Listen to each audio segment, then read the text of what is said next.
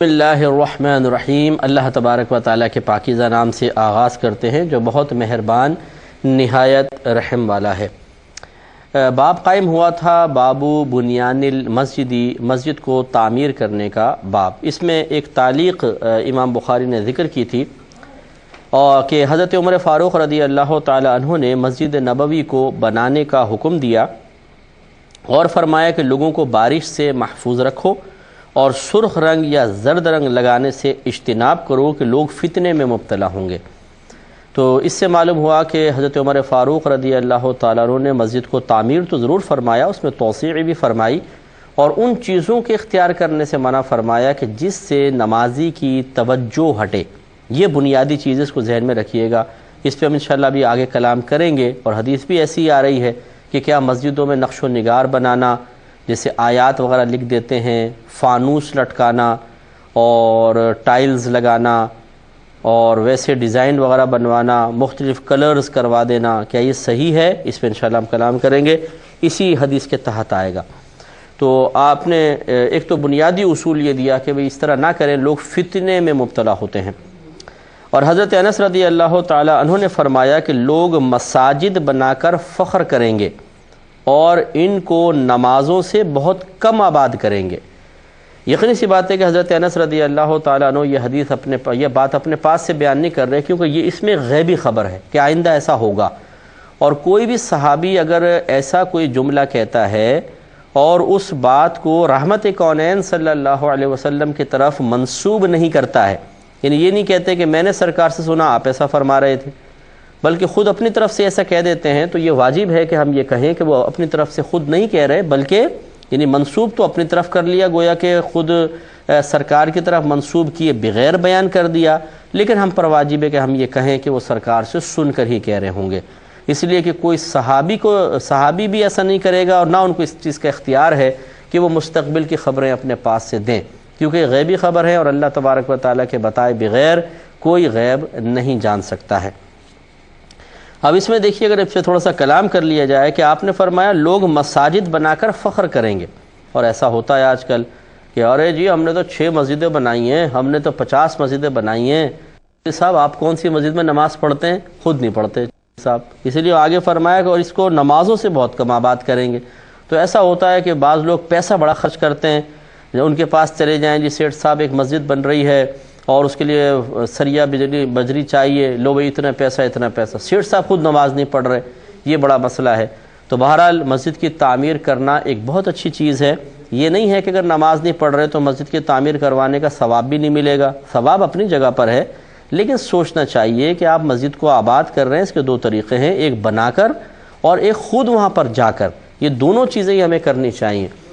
تو اب یہ تو ایک تو ہے چلو بنانے کے لیے پیسے، فخر کرنا اس کے اوپر، ارے ہم نے ایسی بنائی، ہم نے ویسی بنائی۔ یا بعض اوقات ایسا ہوتا ہے کہ ذات برادریوں کی مسجدیں ہوتی ہیں، ہم نے یہ دیکھا ہے، ایک برادری نے اپنی مسجد بنائی ہے اور دوسری برادری نے آگے اپنی مسجد بنا لی ہے، اور وہ ایک دوسرے پہ فخر کرتے ہیں، اور جی ہماری مسجد کے اندر تو اتنے ستون ہیں، ہمارا وہ دیکھو ذرا مینارہ ان سے بھی زیادہ ہے۔ اس طرح فخر کرنا یہ بالکل غلط ہے اور یہ گناہ ہے، مسجد بنا کر اس پہ فخر کرنا، کیونکہ نبی کریم صلی اللہ علیہ وسلم نے اس کو مذمت کے ساتھ ذکر فرمایا۔ آپ نے ارشاد فرمایا کہ قرب قیامت کے علامات میں سے ایک یہ ہے کہ لوگ مساجد بنا کر ان پہ فخر کریں گے۔ تو اس لیے یہ کوئی فخر والی چیز نہیں ہے، بلکہ اس کو سعادت سمجھیں، بلکہ یوں بس گمان کریں کہ اللہ تعالیٰ تیرا کرم ہے کہ تو نے خدمت ہمارے سپرد کر کے ایک سعادت سے نواز دیا ہے، ورنہ ہم کہاں اس قابل تھے کہ یہ کام کر سکتے۔ تو اس لیے فخر بالکل بھی نہیں کرنا چاہیے۔ بڑا فخر کا مطلب کیا ہے؟ مطلب اس کو اپنا کوئی ذاتی کمال سمجھنا، پھر باقاعدہ اس کے اوپر بڑی بڑے جملے کہنا، بڑی بڑی باتیں کہنا، اور پھر یہ چاہنا کہ لوگ اس کو سراہیں، یہ غلط طریقہ ہوتا ہے۔ میں لاہور میں زمانے طالب علمی میں تھا، تو وہاں پر میں نے بعض اوقات ایسا دیکھا کہ ہر ایک اپنی اپنی مسجدیں بنانے کے چکر میں تھا، یعنی بعض علاقے ایسے تھے کہ بالکل 3 گلی کے اندر ایک مسجد ہے، 4 گلی چھوڑ کے پھر ایک مسجد ہے، 5 گلی چھوڑ کے پھر ایک مسجد ہے۔ بھائی جب ایک مسجد ہے اس میں نمازی بھی پورے نہیں آ رہے ہیں، لوگ ہی نہیں ہیں، تو آپ یہ آگے اتنی مساجد کیوں تعمیر کرتے چلے جا رہے ہیں؟ بس وہ اس کی ایک ہی علت، فخر۔ جی میں بھی اپنا ایک مسجد بناؤں گا، امام صاحب سے کوئی جھگڑا ہو گیا، کمیٹی سے ہو گیا، جاؤ یہاں نماز نہیں پڑھتا ہم اپنی مسجد بنا لیں گے، جا کے بنا لی۔ یاد رکھیے کہ اگر ایک مسجد ہے اس میں گنجائش بھی ہے نمازیوں کی، تو پھر ایک اور مسجد قریب بنانا جبکہ اس کی ضرورت بھی نہ ہو، اور اس مسجد کی وجہ سے اس مسجد کی جو پہلے سابقہ مسجد ہے اس کی جماعت میں قلت بھی پیدا ہوگی، تو ایسی مسجد بنانا پھر ثواب نہیں ہے، گناہ ہے، اور ایسے لوگ قابل گرفت ہوں گے۔ اس لیے چھوٹی چھوٹی جگہوں کے اوپر مسجدیں بنا لینا، میں نے آپ کو بتایا میں بھاٹی میں پڑھتا تھا تو ہر 3 گلی کے آگے 4 گلی کے آگے مسجد بنا لینا، یہ وہاں پہ ہم نے دیکھا کہ ہوتا ہے۔ بھاٹی والے کوئی دیکھ رہے ہو تو برا بھی نہ مانے، لیکن ایسا ہوتا ہے کہ قریب قریب آپ مسجدیں بنا لیتے ہیں اور نمازی ہیں ہی نہیں، مسجدیں خالی پڑی ہوئی ہیں۔ صرف جمعے کے اندر یہ ہوتا ہے کہ بعض اوقات نمازی آ جاتے ہیں، باقی عام ٹائم میں تو نہیں ہے۔ تو بلا ضرورت مساجد تعمیر نہ کی جائیں، بلکہ کوشش کی جائے کہ جو پہلے سے تعمیر شدہ ہیں اور جن میں جگہ بھی ہے انہیں آباد کرنے کی کوشش کریں، یہ سب سے افضل اور اعلیٰ چیز ہے۔ ایک اور تعلیق ذکر کی ہے امام بخاری رحمۃ اللہ علیہ نے کہ حضرت ابن عباس رضی اللہ تعالی عنہما نے فرمایا کہ تم ضرور مساجد کو مزین کرو گے جس طرح یہود اور نصارہ نے مزین کیا ہے، یعنی اس کو سجاؤ گے، سنوارو گے، ان کی ڈیکوریشن کرو گے اس طرح جیسے یہود اور نصارہ نے کیا ہے۔ لیکن اس پہ میں کلام کرتا ہوں تو اس کو کوئی نیگیٹو سینس میں نہ لے کے جائیں، اس کا صحیح مفہوم سمجھنا چاہیے۔ اور یہ جو ہے یہ حضرت ابن عباس کا اپنا قول نہیں ہے، بلکہ یہ ابو داؤد کی ایک روایت ہے جو امام بخاری نے اس کا ایک حصہ یہاں پر ذکر کر دیا ہے، وہ میں بیان کر دیتا ہوں۔ حضرت ابن عباس رضی اللہ تعالیٰ عنہ بیان کرتے ہیں کہ نبی کریم صلی اللہ علیہ وسلم نے ارشاد فرمایا کہ مجھے مساجد پر چونے وغیرہ کا پلستر لگانے کا حکم نہیں دیا گیا، یعنی چونے کی کوٹنگ سرکار گویا کہ فرما رہے ہیں کہ چونا وغیرہ سے۔ حضرت ابن عباس نے کہا کہ تم مساجد کو ضرور مزین کرو گے جیسے یہود و نصارہ نے مزین کیا ہے۔ تو گویا کہ ابن عباس کا یہ تو اپنا قول ہے، یا پھر یہ سرکار سے ہی سن کر بیان فرما رہے ہیں کہ تم بھی ایسا ضرور کرو گے، اور یقینی سی بات ہے کہ یہ چونکہ مستقبل کی خبر ہے تو ہم یہ کہیں گے کہ رحمت کونین صلی اللہ علیہ وسلم سے سن کے ہی کہہ رہے ہیں۔ تو اب دیکھیں کیا یہ مزین کرنا مکروہ ہے، غلط ہے، نہیں کرنا چاہیے؟ تو اس پہ انشاءاللہ اب جب یہ امام بخاری کی خود یہ حدیث آپ سنیں گے تو پھر یہ چیز کلیئر ہو جائے گی کہ کیا اس کا مسئلہ ہے، اور اس پہ میں تفصیلی کلام انشاءاللہ جتنا ہو سکے گا میں ضرور کروں گا۔ تو اس پر اب حدیث پاک لے کر آئے، حدیث نمبر ہے 446، اور اس کے راوی ہیں حضرت عبداللہ بن عمر رضی اللہ تعالیٰ عنہما، حضرت عمر فاروق رضی اللہ تعالیٰ عنہ کے صاحبزادے ہیں اور صحابی رسول ہیں۔ یہ کہتے ہیں کہ حضرت عبداللہ بن عمر نے حضرت نافع کو خبر دی، نافع آپ کے غلام تھے جو ان کو آپ نے آزاد کیا تھا، کہ مسجد نبوی صلی اللہ علیہ وسلم سرکار صلی اللہ علیہ وسلم کے دور مبارکہ میں کچی اینٹوں کی بنی ہوئی تھی، اور اس کی چھت کھجور کی شاخوں کی تھی، اور اس کے ستون کھجور کے تنوں کے تھے۔ جب سرکار پہلی دفعہ تشریف لائے، اور اس پہ ہم حدیث بیان کر چکے ہیں کہ سرکار صلی اللہ علیہ وسلم تشریف لائے تو آپ نے کھجور کے بہت سارے درخت تھے انہیں کٹوا کر ان کے ستونوں کے اوپر پھر مسجد کی تعمیر فرمائی تھی۔ تو یہ کہتے ہیں حضرت عبداللہ بن عمر رضی اللہ تعالی عنہما نے حضرت نافع کو خبر دی کہ مسجد نبوی رسول اللہ صلی اللہ علیہ وسلم کے دور مبارکہ میں کچی اینٹوں کی بنی ہوئی تھی، اور اس کی چھت کھجور کی شاخوں کی تھی، اور اس کے ستون کھجور کے تنوں کے تھے۔ تو حضرت ابو بکر صدیق رضی اللہ تعالی عنہ نے اس میں کوئی اضافہ نہیں کیا، یعنی جیسے سرکار کے دور میں تھی کوئی توسیع نہیں، کچھ نہیں کی، ویسے ہی رکھی۔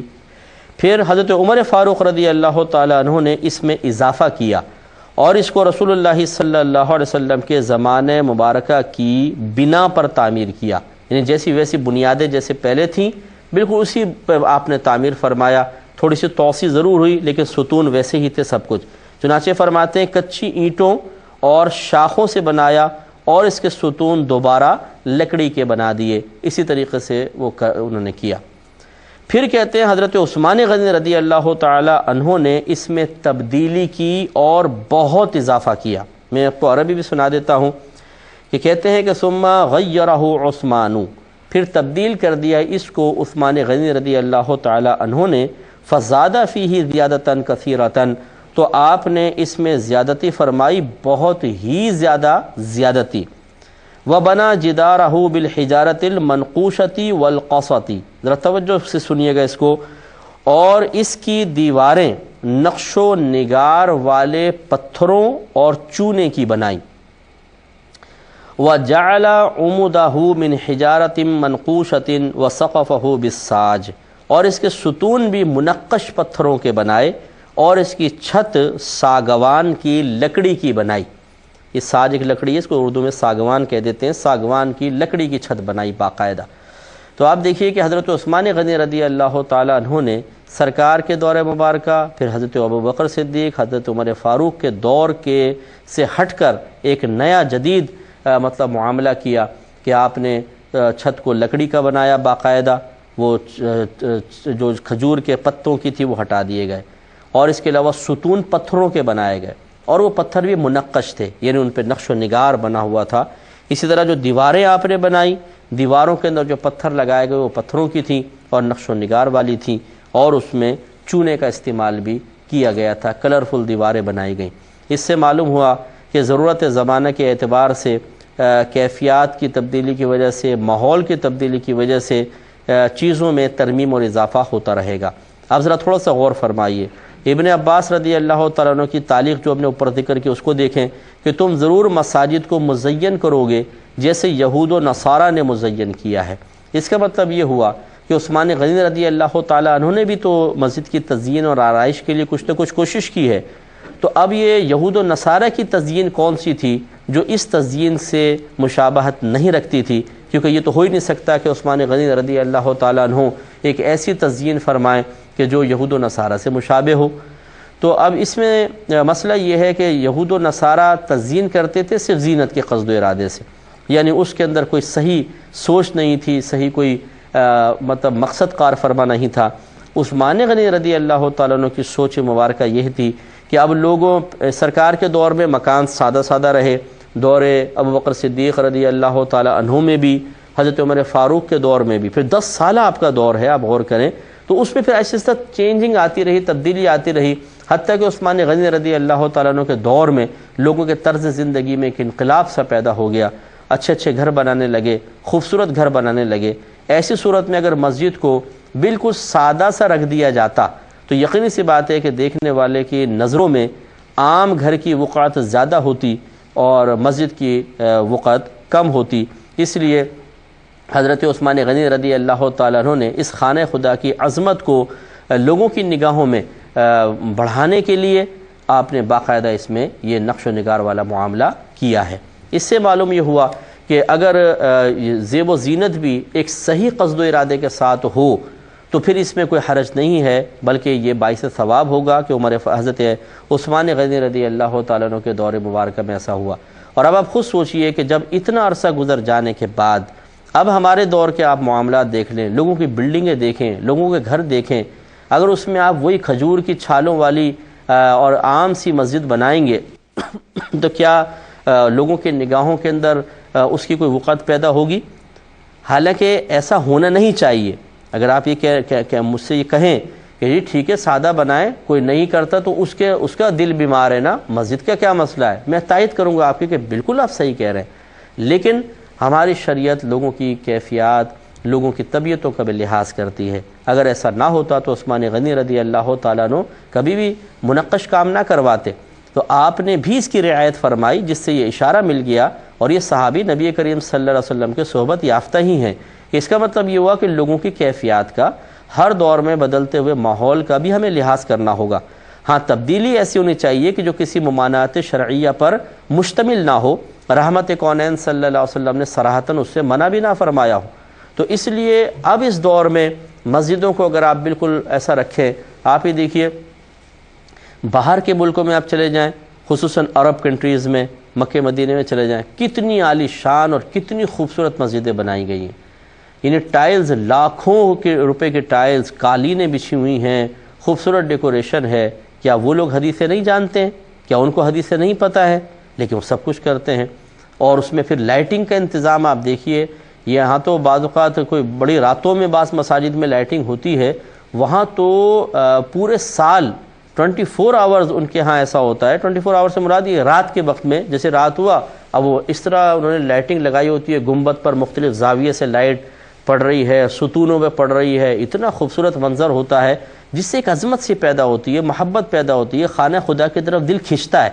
تو یہ اچھے مقصد کے لیے ایسا کیا جائے تو اس میں کوئی حرج نہیں ہے۔ تو یہ تو ہے کہ آپ زیب و زینت کر سکتے ہیں، یعنی مسجد کو آپ خوبصورت بنا سکتے ہیں، لیکن اب تھوڑی سی باتیں اس میں سماعت فرما لیں۔ پہلی بات تو یہ ہے کہ اس طرح کی زیب و زینت دینا کہ جس سے نمازیوں کی نماز میں خلل پڑے، یہ صحیح نہیں ہے۔ مثال کے طور پر آپ نے ایک مسجد بنائی، درمیان میں ایک ستون فانوس لٹکا دیا اور ایسا کہ وہ یوں گھومتا رہتا ہے ہلکا ہلکا ہلکا ہلکا۔ اب اس میں یہ کہ نماز پڑھتے پڑھتے توجہ جائے گی اس کے اوپر۔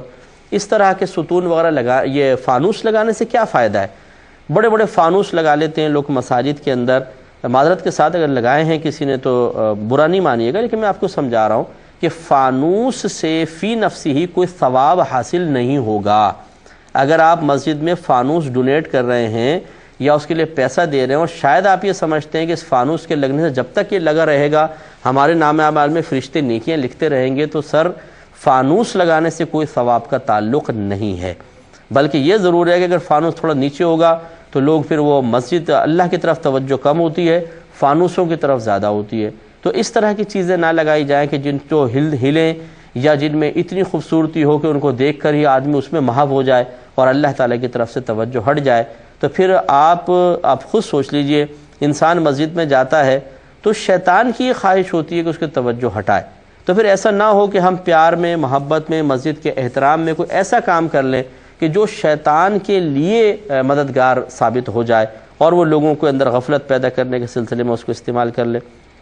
ایسے ہی ہمارے فقہاء نے منع فرمایا کہ دیوار قبلہ پر، جو قبلے کی طرف دیوار ہے، کچھ نہ لکھا جائے۔ بعض لوگ پوری آیت الکرسی لکھ دیتے ہیں، بڑی شعر لکھ دیتے ہیں یا مطلب حدیثیں لکھ دیتے ہیں، یہ نہ لکھی جائے بہتر ہے۔ اس میں وجہ یہ ہے کہ وہی توجہ تو جاتی ہے۔ دوسری بات یہ ہے کہ فقہ حنفی کے روشنی میں اگر کوئی حالت نماز میں کسی لکھی ہوئی چیز کو دیکھ کر زبان سے پڑھ دے، اس کی نماز ٹوٹ جائے گی۔ ہاں اگر دیکھ کر وہ زبان بند ہے، دل میں پڑھ رہا ہے تو پھر نہیں ٹوٹے گی، لیکن اگر اتنی آواز سے پڑھ دیا کہ اپنے کان نے سن لیا تو ٹوٹ جائے گی۔ تو اب مثال کے طور پر میں نماز پڑھ رہا ہوں اور مجھے الحمد کے بعد آیت الکرسی پڑھنی اور سامنے آیت الکرسی لکھی ہے، تو میں اس کو دیکھ کے پڑھنے لگا اور اتنی آواز سے کہ کان تک آواز پہنچ جائے، نماز ٹوٹ جائے گی۔ تو اس طرح کا کام بھی نہ کیا جائے۔ اس پہ انشاءاللہ مزید کلام کریں گے کہ کیا کام کرنا چاہیے، کیا نہیں کرنا چاہیے، تھوڑا کچھ اس پہ ضروری باتیں بھی ہیں، وہ میں انشاءاللہ ضرور عرض کروں گا، لیکن نیکسٹ پروگرام میں۔ وآخر دعوانا ان الحمدللہ رب العالمین۔ اے اللہ